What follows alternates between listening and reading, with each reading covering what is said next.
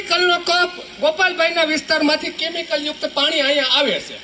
પાણી નથી મારી નાખતું, કેમિકલ મારી નાખે ગોપાલભાઈ. પ્રવીણભાઈને મેં કીધેલું, બરોબર, પ્રવીણભાઈને કીધું કે વિધાનસભામાં હું ગોપાલભાઈ પાસે એ મુદ્દો ઉઠાવીશ.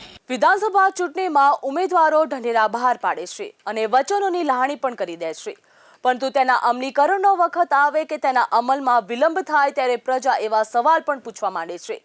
જવાબ આપવો પણ અઘરો પડી જાય. સત્તાએ સવાલ પૂછવામાં નીકળેલા આમ આદમી પાર્ટીના ધારાસભ્ય ગોપાલ ઇટાલિયા સામે ખેડ પંથકમાં એક જનસભા દરમિયાન આવી સ્થિતિનું નિર્માણ થયું હતું, જેમાં એક સામાન્ય નાગરિકે તેમના ખેડ પંથકની સમસ્યાનો મુદ્દા ઉપર ઘેર્યા હતા. और આ મુદ્દો સંસદ રાજ્યસભામાં શક્તિસિંહ બાપુએ ઉપાડ્યો. પાલભાઈની મહેનત હતી કોરની. કેમિકલનો કપ ગોપાલભાઈના વિસ્તારમાંથી કેમિકલ યુક્ત પાણી અહીંયા આવે છે.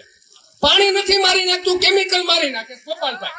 પ્રવીણભાઈને મેં કીધેલું, બરોબર, પ્રવીણભાઈને કીધું કે વિધાનસભામાં હું ગોપાલભાઈ પાસે એ મુદ્દો ઉઠાવીશ. તમે કીધેલું, મારું નામ પ્રકાશભાઈ જલ્લુ. તમે 45 મુદ્દા સંકલન સમિતિમાં મૂક્યા, એક પણ મુદ્દો કેમિકલ યુક્ત પાણીનો નથી. બરાબર, તમે એમ જો પ્રશ્ન પૂછે, હું 5000 લઈને પ્રશ્ન નથી પૂછતો. પ્રશ્ન પૂછવાના પૈસા હોય તો તમને ન પૂછવાના પણ પૈસા મળતા હશે. બરાબર, માહિતી પ્રશ્ન ન પૂછવાના પણ પૈસા મળે એ મને ખબર છે. ધારાસભ્ય પ્રશ્ન પૂછે એના મુદ્દાના પૈસા મળે, ન પૂછે એના પણ મળે છે. કેમિકલ યુક્ત પાણી બાબત ક્યાંય વાત નથી થતી. કેમિકલે મારી નાખ્યો છે કેળને. પાણી 15 દી પહેલા ભરાતું આપણને ખબર છે. હોનારતમાં પાણી ભરાવું, ખડ ન ભરતા, અત્યારે ભરી જાય, ખડ નથી ભરતા. બરાબર, તો કેમ કેમિકલ નું વાત નથી લેતા? ક્યારે બરાબર, કેમિકલ ની વાત જ કઈ નથી આવતી. કેમિકલ નો મુદ્દો તમારા ગામમાં છોટાઉડી ભાટ ગામ, હું તમને ગામના નામ આપું. છોટાઉડી ઘાટ છે, ભાટ ગામમાં ઘાટ છે. આ બે જુનાગઢ જિલ્લાના સુખપુર નહીં, આ તમારા વિસ્તારના ગામ આવે. જેતપુર નું ગામ છે, ઈ નથી પાણી આવે. તમે આજની તારીખે એ મુદ્દો નથી લીધો ક્યાંય પણ.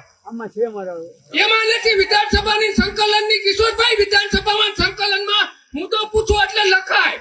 એમ તમે રોડે લઈને નીકળી જાવ, એ મુદ્દો ન હાલે.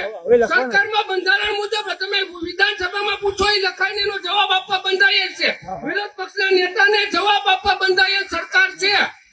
આ બંધારણની વાત કરું, હું રોડની વાત નથી કરતો. અને યાત્રા લઈને નીકળીએ તો ભાઈ પ્રશ્ન થાય.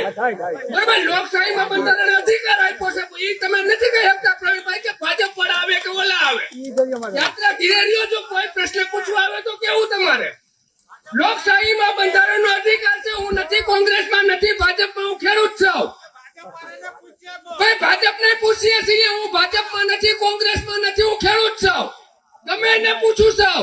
ભાજપ પર અને બગસરામાં પૂછાણો તો અજાયબમાં પૂછાણો તો અજાયબમાં સભા નથી થઈ. કે તો તાલુકાના રેકર્ડ ઉપર છે આ વસ્તુ. ભાજપની સભા નહોતી થઈ ભાઈ અજાયબમાં. ન્યાય પણ પ્રશ્ન પૂછ્યા હતા.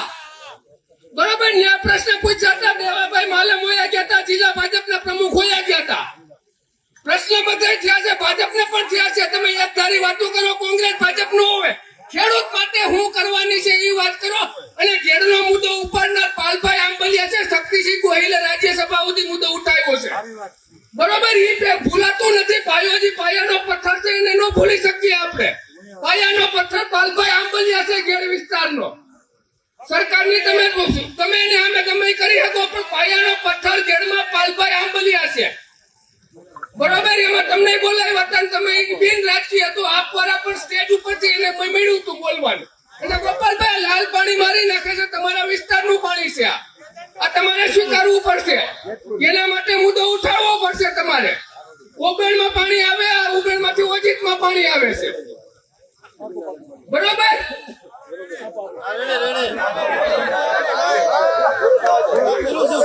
લોકશાહીમાં પ્રશ્ન કરવાનો અધિકાર આપ્યો. યાત્રા લઈને નીકળીએ તો પૂછે. લોકશાહીમાં અધિકાર છે, બધાને પૂછે કે લાલ પાણીનો પ્રશ્ન તમે વિધાનસભામાં ઉઠાવશો કે સંકલનમાં ઉઠાવશો? અમારી વાત પૂરી થઈ ગઈ. તમે ક્યાં ઉઠાવશો? મેં તમને પૂછ્યું. બાકી નથી અમારું. કોને મેં તમને આ બાબતથી ઘણા ફોન મેં તમે કીધું હતું કે વિધાનસભામાં પ્રવીણભાઈ આપણે બે ભાઈઓને વાત થઈ હતી. કિશોરભાઈ એની વાત થઈ હતી મારે કે વિધાનસભામાં પ્રશ્ન ઉઠાવશો. મેં રામ સાહેબની વાત કરી હતી. એ પ્રમદી અમે મળ્યા હતા, અમીરભાઈ રામને અમે. સામાન્ય નાગરિકના અને સામાન્ય ખેડૂતોની પોતાની સમસ્યાઓ અંગેની જાગૃતિ અને ધારાસભ્યને સવાલ કરવાની તેની આ ક્ષમતા સાચી લોકશાહી છે. ખેડૂતે આ વિડીયોમાં તેની સમસ્યા જણાવી હતી, તેમજ તેઓએ ધારાસભ્ય તરીકે આપેલા વચનો પણ યાદ અપાવ્યા હતા. વિધાનસભામાં આ મુદ્દે તમે હજી પણ સવાલ ઉઠાવ્યો નથી તેમ પણ કહ્યું હતું.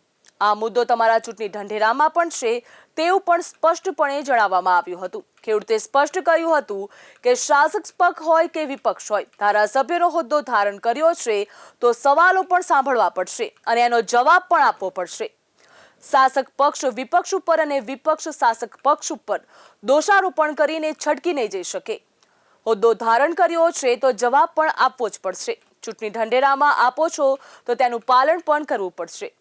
આમ પ્રજા જાગી ગઈ છે અને હવે તંત્રએ જાગવાનો સમય આવી ગયો. જાગો સત્તાધીશો જાગો.